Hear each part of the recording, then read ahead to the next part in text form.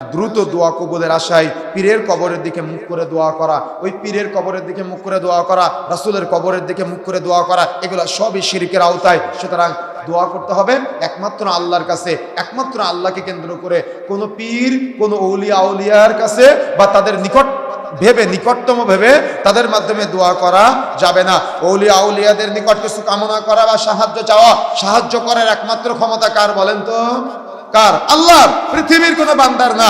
এজন্য পীর, ওলিয়া আউলিয়া তাদের কবরের কাছে গিয়ে অতিরিক্ত দান করা বা তাদের কবরের মাধ্যমে চাওয়া বা তাদের মাঝে কোনো কিছু সাহায্য কামনা করা, এগুলো সব শিরকের আওতায়। কবরের চারপাশে তাওয়াফ করা, বিভিন্ন জায়গাতে দেখা যায় বাংলাদেশের মানিকগঞ্জে একটা পীরের আমদানি ঘটেছিল, যে ওই মাজারকে কেন্দ্র করে ওই কাবার মতো একটা চত্বর তৈরি করে সেখানে তাওয়াফ করা হতো, বলতে এটা নাকি গরিবের হজের জায়গা। নাউযুবিল্লাহ, এগুলো সব শিরকের আওতায়, এগুলো চলবে না।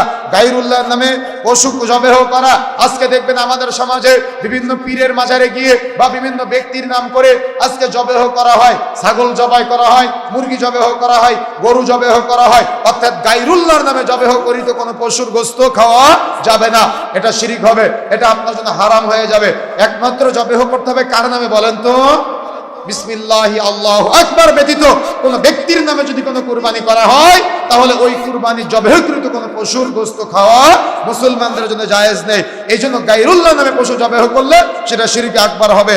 এখন আসুন, আল্লাহকে ভালোবাসার নাই অন্য কোনো ব্যক্তিকে ভালোবাসা, আল্লাহকে আল্লাহর স্থানে রাখতে হবে, সৃষ্টিকে সৃষ্টির স্থানে রাখতে হবে। আল্লাহকে ভালোবাসার নাই অর্থাৎ আল্লাহর স্থানে কোনো ব্যক্তিকে রাখা যাবে না, কোনো আউলিয়া আউলিয়াকে ধরা যাবে না। আল্লাহকে পাওয়ার জন্য আল্লাহর কাছে চাইতে হবে। আল্লাহকে পাওয়ার জন্য দালাল লাগে না, মিডিয়া লাগে না, কোনো মাধ্যম লাগে না। এরপরে আসেন, আল্লাহকে পাওয়ার জন্য আমাদের সমাজে আল্লাহর উপর ভরসা না করে কোনো ব্যক্তির উপরে ভরসা করে, আছে না এমনটা? ব্যক্তির উপরে ভরসা করে, পীরের উপরে ভরসা করে, মাজারের উপরে ভরসা করে, বা কোনো দেখা যাচ্ছে দুনিয়াবি কোনো কিছুর উপরে ভরসা করে।